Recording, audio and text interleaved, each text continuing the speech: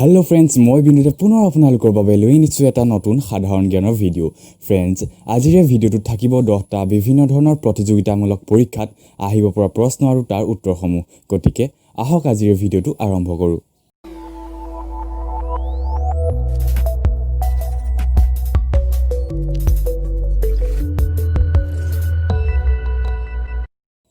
আজিৰ প্ৰশ্নসমূহৰ ভিতৰত প্ৰশ্ন নম্বৰ 1 হৈছে কোন চনত অসমত নেশ্যনেল গেমছ অনুষ্ঠিত হৈছিল? ইয়াৰ অপশ্যনসমূহ হৈছে অপশ্যন এ 2002 চনত, অপশ্যন বি 2003 চনত, অপশ্যন চি 2005 চনত আৰু অপশ্যন ডি হৈছে 2007 চনত। আৰু ইয়াৰ শুদ্ধ উত্তৰটো হৈছে অপশ্যন ডি 2007 চনত। কুৱেশ্যন 2 হৈছে গিবন বন্যপ্ৰাণী অভয়াৰণ্য তলৰ কোনখন জিলাত অৱস্থিত? Option A Chirang, option B Dibrugarh, option C Kokrajhar আৰু অপশ্যন ডি হৈছে যোৰহাট। আৰু ইয়াৰ শুদ্ধ উত্তৰটো হৈছে option D Jorhat. Question number 3 কোন চনত গুৱাহাটী চাহ নিলাম কেন্দ্ৰ স্থাপন কৰা হৈছিল? অপশ্যন এ 1970 চনত, অপশ্যন বি 1972 চনত, অপশ্যন চি 1975 চনত আৰু অপশ্যন ডি হৈছে 1977 চনত। ইয়াৰ শুদ্ধ উত্তৰটো হৈছে অপশ্যন এ 1970 চনত। কুৱেশ্যন নম্বৰ 4 হৈছে কোন চহৰক অসমৰ মানচেষ্টাৰ বুলিও জনা যায়?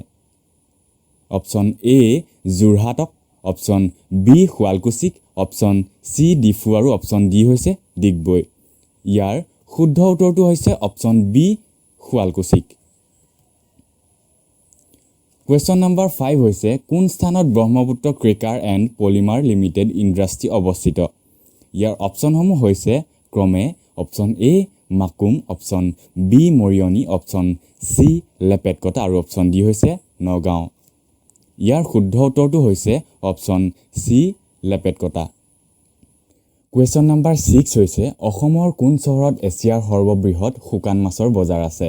Option A Tangla, option B Jagiroad আৰু অপশ্যন চি হৈছে ধুবুৰী, অপশ্যন ডি তিনিচুকীয়া। ইয়াৰ শুদ্ধ উত্তৰটো হৈছে option B Jagiroad. Question number 7 কোন চনত গুৱাহাটী বিশ্ববিদ্যালয় স্থাপন কৰা হৈছিল? ইয়াৰ অপশ্যনসমূহ হৈছে এ 1935 চনত, বি 1942 চনত, চি 1948 চনত আৰু ডি 1950 চনত। ইয়াৰ শুদ্ধ উত্তৰটো হৈছে অপশ্যন চি 1948 চনত। কুৱেশ্যন নম্বৰ 8 গুৱাহাটী বিশ্ববিদ্যালয়ৰ প্ৰথম উপাচাৰ্য কোন আছিল? Option A Krishnakanta Sandikai, option B Hemchandra Goswami, option C হৈছে পদ্মনাথ গোহাঁই বৰুৱা আৰু অপশ্যন ডি হৈছে ৰজনীকান্ত বৰদলৈ। ইয়াৰ শুদ্ধ উত্তৰটো হৈছে অপশ্যন এ কৃষ্ণকান্ত সন্দিকৈ।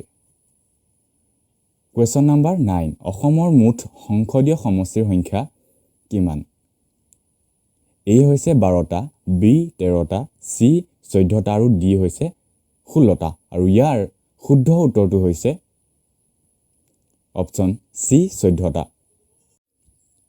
আজিৰ শেষৰ প্ৰশ্নটো অৰ্থাৎ কুৱেশ্যন নম্বৰ 10 হৈছে লক্ষ্মীনাথ বেজবৰুৱা কোন চনত অসম সাহিত্য সভাৰ দ্বাৰা ৰসৰাজ সন্মানেৰে সন্মানিত কৰা হৈছিল? আৰু ইয়াৰ অপশ্যনসমূহ হৈছে ক্ৰমে এ 1917 চনত, বি 1922 চনত, চি 1928 চনত আৰু ডি হৈছে 1931 চনত। আৰু ইয়াৰ শুদ্ধ উত্তৰটো হৈছে ডি 1931 চনত।